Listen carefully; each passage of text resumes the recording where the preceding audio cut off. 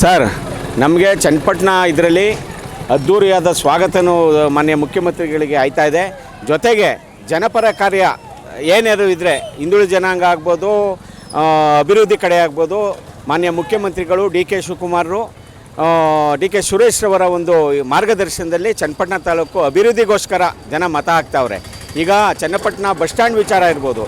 ಈಗ ಮಾನ್ಯ ಕುಮಾರಸ್ವಾಮಿ ಅವರು ಸಿ ಎಮ್ ಆಗಿದ್ದಂಥ ವೇಳೆಯಲ್ಲಿ ಅವರ ಎಡಗೈ ಬಲಗೈ ಅಂತ ಇದ್ದವ್ರದ್ದು ಜಾಗ ಲಿಟಿಗೇಷನ್ ಇತ್ತು. ಆ ಜಾಗಕ್ಕೆ ಕರೆದು ಅಭಿವೃದ್ಧಿ ವಿಚಾರವಾಗಿ ತಗೊಂಡ್ರೆ ಅವರನ್ನು ಕರೆಸಿ ಒಂದು ಮಾತು ಹೇಳಿ ಬಸ್ ಸ್ಟ್ಯಾಂಡ್ ಅಭಿವೃದ್ಧಿ ಮಾಡ್ಬೋದಿತ್ತು. ಅದೇ ಅವ್ರು ಸಿ ಎಮ್ ಆಗಿದ್ದಾಗ ಒಂದು ಚೀಫ್ ಸೆಕ್ರೆಟ್ರಿಗೆ ಹೇಳಿ ಚನ್ನಪಟ್ಟಣ ಅಭಿವೃದ್ಧಿ ಬಗ್ಗೆ ಒಂದು ಪ್ರಾಜೆಕ್ಟ್ ರೆಡಿ ಮಾಡಪ್ಪ ಅಂತೇಳಿದರೆ ಅವ್ರು ಚನ್ನಪಟ್ಟಣದಲ್ಲಿ ಏನೆಲ್ಲ ಅಭಿವೃದ್ಧಿ ಆಗಬೇಕು ಅದು ಪ್ರಾಜೆಕ್ಟ್ ಮಾಡ್ತಿದ್ರು, ಅದನ್ನು ಅಭಿವೃದ್ಧಿ ಮಾಡ್ಬೋದಿತ್ತು. ಅಭಿವೃದ್ಧಿಲಿ ಅವ್ರದ್ದೇನೂ ಇಲ್ಲ, ಶೂನ್ಯ.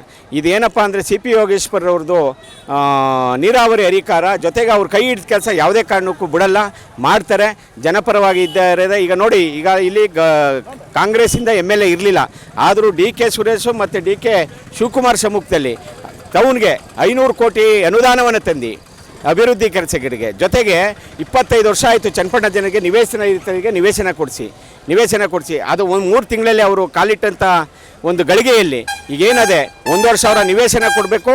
ಅದಲ್ಲದೆ ಮುಸಲ್ಮಾನ್ ಬಾಂಧವರಿಗೆ 1,000 ಮನೆಗಳನ್ನು ಕಟ್ಟಿಸ್ಕೊಡ್ಬೇಕು ಅಂಥೇಳಿ ಒಂದು ಅಭಿವೃದ್ಧಿ ಕೆಲಸ ಮಾಡ್ತಾಯಿದ್ದಾರೆ. ಚನ್ನಪಟ್ಟಣ ತಾಲೂಕಿನ ಜನ ಅಭಿವೃದ್ಧಿ ಕಡೆ ಗಮನ ಕೊಡ್ತಾರೆ ಹೊರತು ಈ ಪಕ್ಷದಿಂದ ಆ ಪಕ್ಷಕ್ಕೆ ಹೋಗಿ ಬರೀ ಅವರ ಒಂದು ವಂಶದ ಏಳಿಗೆಗೋಸ್ಕರ ಅವರು ಮಾಡ್ತಾಯಿದ್ದಾರೆ ಹೊರತು ಇದರಲ್ಲಿ ಯಾವುದೇ ಕಾರಣಕ್ಕೂ ಯೋಗೇಶ್ವರ್ ಅವರು 25,000 ಲೀಡಿಂದ ಜೈಗಳಿಸ್ತಾರೆ. ಜಂಪಿಂಗ್ ಸ್ಟಾರ್ ಅಂದರೆ ಅವ್ರು ಯಾವುದೇ ಕಾರಣಕ್ಕೂ ಅವರ ಒಳಿತಿಗಾಗಿ ಪಕ್ಷ ಇದು ಮಾಡಲಿಲ್ಲ, ಏನು ತಾಲೂಕಿನ ಅಭಿವೃದ್ಧಿ ದೃಷ್ಟಿಯಿಂದ ಪಕ್ಷ ಚೇಂಜ್ ಮಾಡ್ತಾ ಇದ್ದಾರೆ ಹೊರತು ಯಾವುದೇ ಒಂದು ಜಂಪಿಂಗ್ ಸ್ಟಾರ್ ಅಂತ ಅವ್ರಿಗೆ ಹೇಳೋಕ್ಕಾಗಲ್ಲ. ಡಿ ಕೆ ಸುರೇಶ್ ಅವರು ಮೆಗಾ ಸಿಟಿ ಕಳ್ಳ ಬಿಡಿದಿಲ್ಲೋರು ಹೇಳ್ತಾರೆ ಅವ್ನ ಬಗ್ಗೆ ಅಂತ ಒಂದು ಹೇಳಿಕೆ ಕೊಟ್ಟಿದ್ರು. ಈಗ ಅದೇ ಪಕ್ಷ ಸೇರ್ಕೊಂಡಿದ್ದಾರೆ, ಅದ್ರ ಬಗ್ಗೆ ಹೇಳ್ತಾರೆ ಸರ್. ಅವ್ರೇನಪ್ಪ ಅಂದರೆ ನಮ್ಮ ಪಕ್ಷಕ್ಕೆ ಯಾರೇ ಬರಲಿ ಅವರು ಸ್ವಾಗತವನ್ನು ಬಯಸ್ತಾರೆ. ಅವರೇನಪ್ಪ ಅಂದರೆ ಇವರ D K Shivakumar, D K Suresh ರವರ ಒಂದು ಇದನ್ನು ಮೆಚ್ಚಿ, ಅಭಿವೃದ್ಧಿಯನ್ನು ಮೆಚ್ಚಿ ಇವರು ಕಾಂಗ್ರೆಸ್ ಜೊತೆ ಕೈ ಜೋಡಿಸ್ತಿದ್ರೆ ನಮ್ಮ ತಾಲೂಕು ಅಭಿವೃದ್ಧಿ ಆಯ್ತದೆ. ಈಗಾಗಲೇ UGD ಕಾಮಗಾರಿ ಆಗಿರ್ಬೋದು, ಈಗ ಕಸದ ವಿಲೇವಾರಿ ಏನು ಚನ್ನಪಟ್ಟಣ ಫುಲ್ ಗಬ್ ನಾರ್ತಾ ಇದೆ, ಒಂದು ಜಾಗ ಗುರುತಿಸಲಿಲ್ಲ, ಅದಕ್ಕೆಲ್ಲ ಈಗ ಟೆಂಡ್ರು ಕರೆದಿದ್ದಾರೆ. ಪ್ರೋಸೆಸ್ UGDಗೂ ಟೆಂಡರ್ ಆಗಿದೆ, ಜಾಗ ಗುರುತಿಸಿ ಅವ್ರ ಅಭಿವೃದ್ಧಿ ಕಡೆ. ಸರ್, ನನ್ನ ವಾರ್ಡಲ್ಲಿ 90% ಭಾಗ ಒಂದು ಪರಿಶಿಷ್ಟ ಜಾತಿ ಸಮುದಾಯ ಇರೋದ್ರಿಂದ ಯಾವತ್ತೂ ಇಂದಿರಾ ಗಾಂಧಿ ಅಂದರೆ ಅವ್ರಿಗೊಂದು ಬೆನ್ನೆಲುಬು. ಇಂದಿರಾ ಗಾಂಧಿ ಅಂದರೆ ಅವತ್ತು ಕಾಂಗ್ರೆಸ್ ಅಂತ ಒಂದು ಬೆಲ್ಟು. ನಮ್ಮ ನಮ್ಮ ವಾರ್ಡ್ನಲ್ಲಿ ಏನಿದೆ 90% ಆ ಮತದಾರರು ಕಾಂಗ್ರೆಸ್ ಪಕ್ಷವನ್ನು ಬಿಡಲ್ಲ, ಕೈ ಹಿಡಿತಾರೆ ಅಂತ ನನಗೆ ಅಭಿಪ್ರಾಯ ಇದೆ.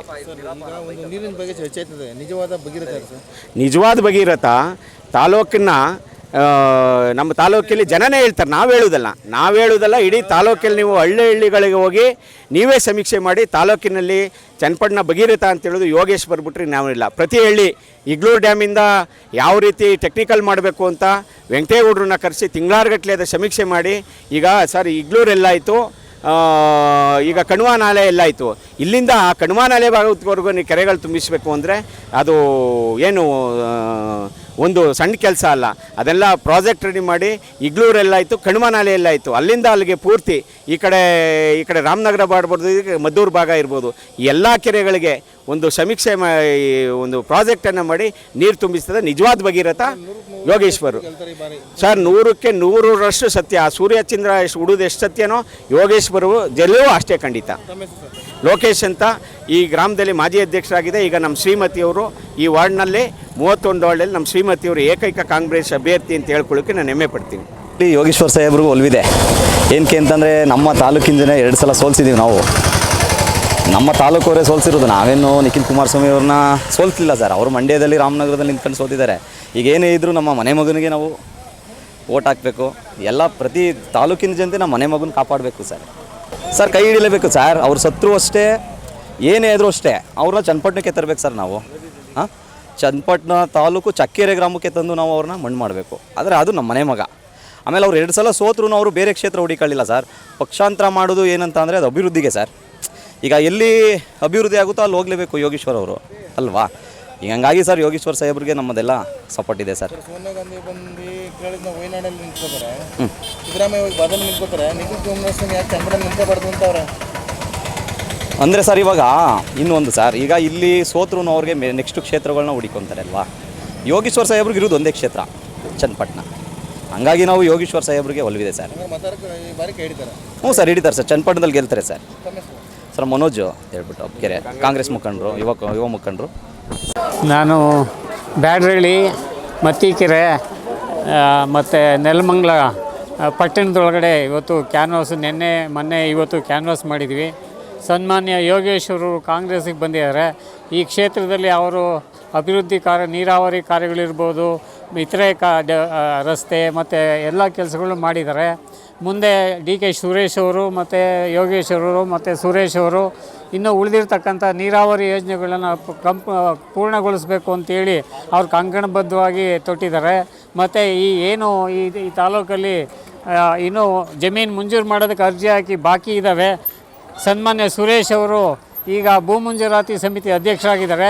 ಈಗೆಲ್ಲ ಬಾಕಿ ಇರ್ತಕ್ಕಂಥ ಮಂಜೂರಾತಿಗಳನ್ನೆಲ್ಲ ಮಾಡಿ ರೈತರಿಗೆ ಜಮೀನನ್ನು ಸರ್ಕಾರದಿಂದ ಉಚಿತವಾಗಿ ಕೊಡೋಂಥ ವ್ಯವಸ್ಥೆ ಮಾಡ್ತಾಯಿದ್ದಾರೆ. ಮತ್ತು ಈ ತಾಲೂಕಲ್ಲಿ, ಈ ಜಿಲ್ಲೆಯಲ್ಲಿ ದರ್ಖಾಸ್ತು ಪೋಡಿಗಳು ಭಾಳ 50 ವರ್ಷದಿಂದ ಬಾಕಿ ಇತ್ತು. ಅಂಥ ಕೆಲಸಗಳನ್ನೆಲ್ಲ ಈಗಾಗಲೇ ಕಾರ್ಯಗತ ಮಾಡಿ ಅವರಿಗೆಲ್ಲ ರೈತರಿಗೆ ಹೊಸ ನಂಬರ್ ಕೊಡೋ ಅಂಥದ್ದು ಕೂಡ ಕಾರ್ಯಗತ ಮುಂದುವರೆದಿದೆ. ಈ ಎಲ್ಲ ದೃಷ್ಟಿಯಿಂದ ಯೋಗೇಶ್ವರ್ ಅವ್ರನ್ನ ಅತ್ಯಧಿಕ ಮತಗಳಿಂದ ಜಯಶೀಲರನ್ನಾಗಿ ಮಾಡಿ ಈ ಕ್ಷೇತ್ರದಲ್ಲಿ ಸರ್ಕಾರ ಇನ್ನೂ 3.5 ವರ್ಷ ಬಾಕಿ ಉಳಿದಿರೋದ್ರಿಂದ ಅವರು ಈ ಕ್ಷೇತ್ರದಲ್ಲಿ ಜನಕ್ಕೆ ಅತ್ಯಧಿಕವಾದಂಥ ಸೇವೆ ಮಾಡೋದಕ್ಕೆ ಅವಕಾಶ ಮಾಡಬೇಕು ಅಂತೇಳಿ ಈ ತಾಲೂಕಿನ ಜನಗಳನ್ನು ಪ್ರಾರ್ಥನೆ ಮಾಡ್ತೀನಿ. ಸರ್, ಎಲ್ಲ ಒಂದು ಕಡೆ ಕಾಂಗ್ರೆಸ್ ಅಭ್ಯರ್ಥಿ ಕೊರತೆಯಿಂದ ಯೋಗೇಶ್ವರನ್ನ BJP ಅಂತ ಕರೆತಂದು ನಿಲ್ಲಿಸಿದ್ದಾರೆ ಅಂತ ಆರೋಪ ಮಾಡಿದ್ದಾರೆ. ಇಲ್ಲ, ಈಗ ಅವರು ಮೊದಲು ಕಾಂಗ್ರೆಸ್ನಲ್ಲಿದ್ದು ಅನಿವಾರ್ಯ ಕಾರಣಗಳಿಂದ ಇಲ್ಲಿಂದ ಹೋಗಿದ್ರು. ಈಗ ಅವರಿಗೆ ಅನ್ಯಾಯ ಆಗಿರೋದ್ರಿಂದ ಯಾವಾಗ ಅವರು ಈ ಕ್ಷೇತ್ರಕ್ಕೆ ಸೀಟ್ ಕೊಡಲ್ಲ ಅಂತ ಗೊತ್ತಾದ ಮೇಲೆ ಅವರು ಇದೇ ಕ್ಷೇತ್ರದಲ್ಲಿ ಆಗಿರೋದ್ರಿಂದ ಅವರು ಸೇವೆ ಮಾಡಬೇಕು ಅಂತೇಳಿ ಮೊದಲಿಂದನೂ ಕಂಕಣಬದ್ಧವಾಗಿ ಈ ಕ್ಷೇತ್ರದಲ್ಲಿ ದುಡಿಮೆ ಮಾಡಿ ನೀರಾವರಿ ಯೋಜನೆಗಳನ್ನು ಹಳ್ಳಿಗೆ ಕೆರೆಗಳಿಗೆಲ್ಲ ತುಂಬಿಸಿ ಇವತ್ತಿನ ಈ ಹಸಿರು ಕ್ರಾಂತಿಯನ್ನು ಮಾಡಿದ್ದಾರೆ. ಆದ್ದರಿಂದ ಈ ಸಾರಿ ಯೋಗೇಶ್ವರು ಖಂಡಿತ ಗೆಲ್ತಾರೆ ಅಂತ ನಮಗೆ ಆತ್ಮವಿಶ್ವಾಸ ಇದೆ. ನನ್ನ ಹೆಸರು ಹನುಮಂತರಾಯಪ್ಪ ಅಂತೇಳಿ, ನಾನು ಛಲವಾದಿ ಮಹಾಸಭಾ ರಾಜ್ಯ ಸಂಚಾಲಕರು ಹಾಗೂ ನೆಲಮಂಗಲದಲ್ಲಿ ಕಾಂಗ್ರೆಸ್ ಪಕ್ಷಕ್ಕೆ ಮುಖಂಡರಾಗಿದ್ದೀವಿ. ಈ ತಾಲೂಕಲ್ಲಿ ನಾನು ಹಲವಾರು ವರ್ಷಗಳು ಈ ರೆವಿನ್ಯೂ ಇಲಾಖೆಯಲ್ಲಿ ಕೆಲಸ ಮಾಡಿದ್ದೆ.